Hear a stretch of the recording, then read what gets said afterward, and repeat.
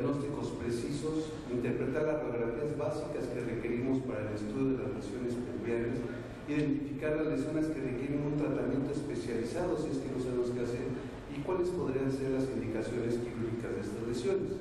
Entonces, las fracturas del anillo pelviano son asociadas en un porcentaje de mortalidad de un 25% y en fracturas abiertas hasta de un 90%. Esto, la muerte es causada principalmente por la pérdida de sangre del retroperitoneo, que es la causa principal de la muerte. Casi el 50% de los pacientes con fracturas de pelvis también sufren de lesiones intraabdominales.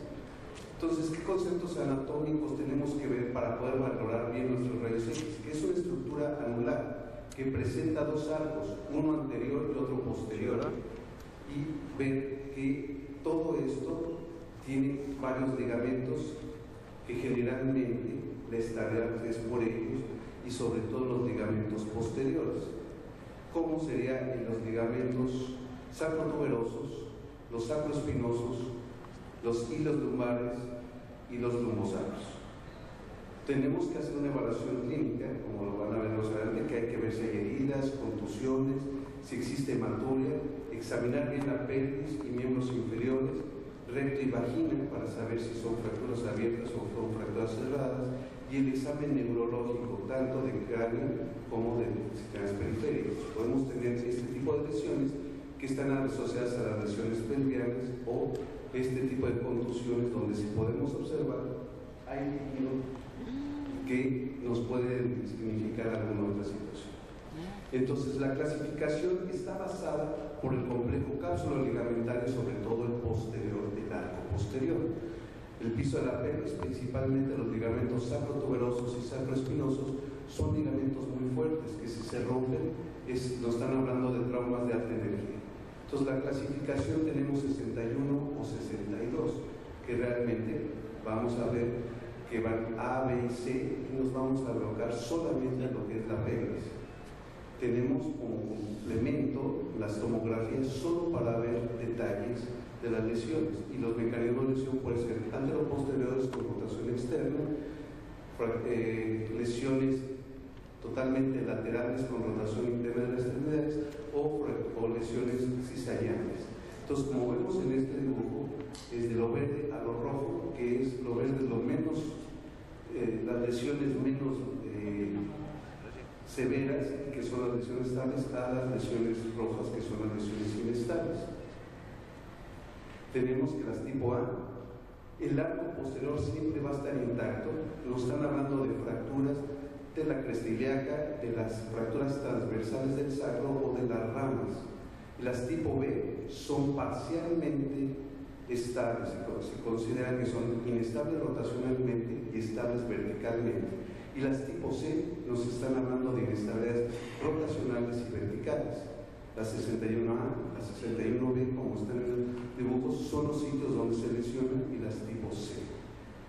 Entonces, tenemos que las tipo A, afortunadamente, son el 54.89% de las lesiones pelvianas, que el arco posterior está intacto y su trauma, sus lesiones son por trauma directo o por compresión anterior o lateral, y existen solamente avulsiones. Y recordar que cualquier trauma, y si puede suceder en cualquier momento, como aquí, que vienen cruzando la calle tranquilamente y los atropellan.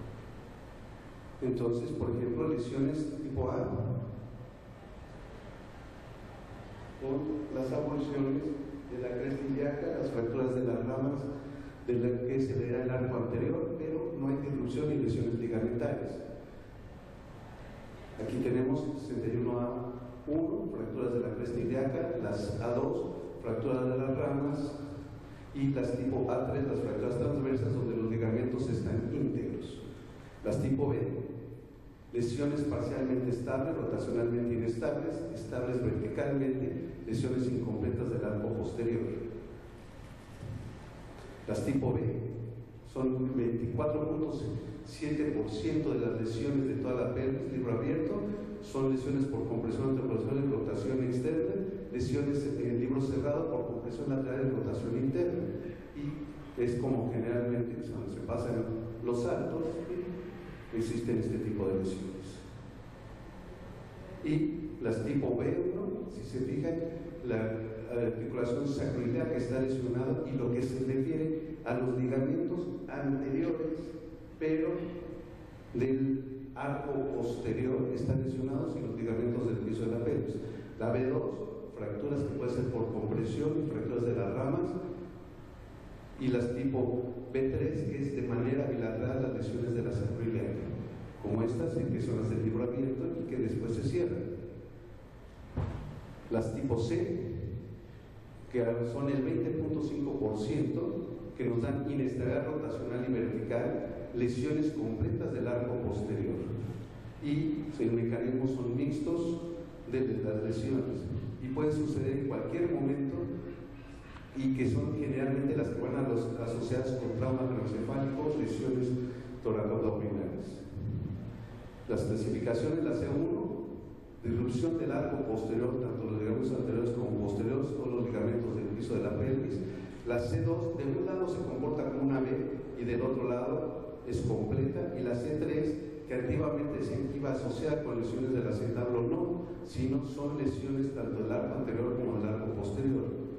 Ven cómo está levantada la pelvis. Si vemos fracturas del ilíaco completas, se consideran como el tipo C, con fracturas asociadas, y si ven toda una reducción del anillo pélvico. Y estos son los mecanismos de lesión, tanto de compresiones anteroposteriores laterales y lesiones verticales. Recordar radiológicamente que realmente la pelvis es un anillo y que no es una estructura plana. Entonces tenemos que tomar la AP de pelvis, que sea de buena calidad, que veamos perfectamente las ramas, todos los ilíacos, las articulaciones sacroiliacas, y sobre todo importante que se vean las transversas de L5, ver la rama iliopúbica y todas las índices del pubis. ¿Cuáles serían los signos radiológicos de inestabilidad?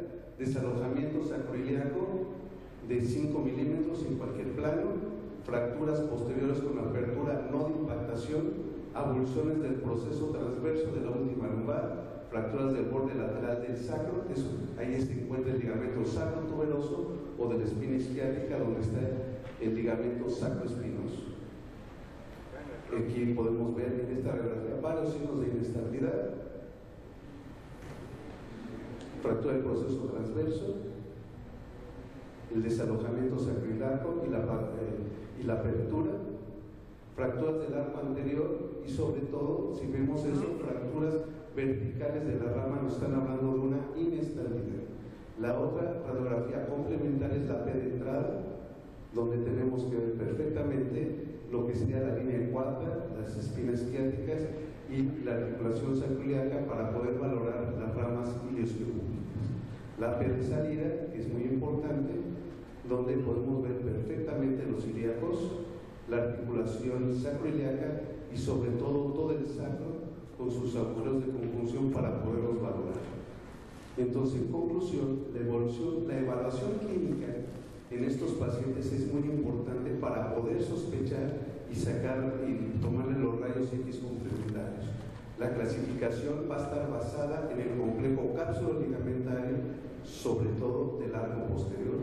La clasificación nos va a ayudar a identificar lesiones inestables, potencialmente mortales para los pacientes, y entonces poder ya sea diferir o planificar una cirugía. En lesiones de pelvis, solicitar las proyecciones básicas para el estudio completo. El otro estudio completo es la tomografía axial computarizada, como la vieron, para ver los detalles de las lesiones y poder planificar su tratamiento definitivo.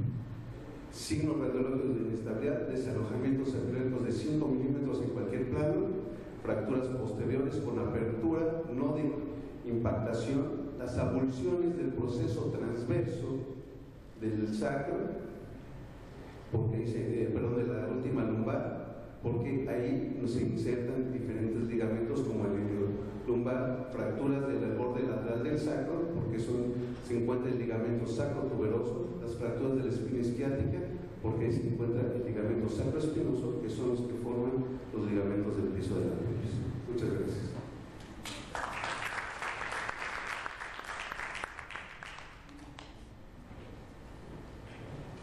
Bueno, nuestro siguiente tema va a estar a cargo de la doctora Frida Medina Rodríguez, y es la jefa del servicio de polifracturados en el Hospital de Traumatología, doctor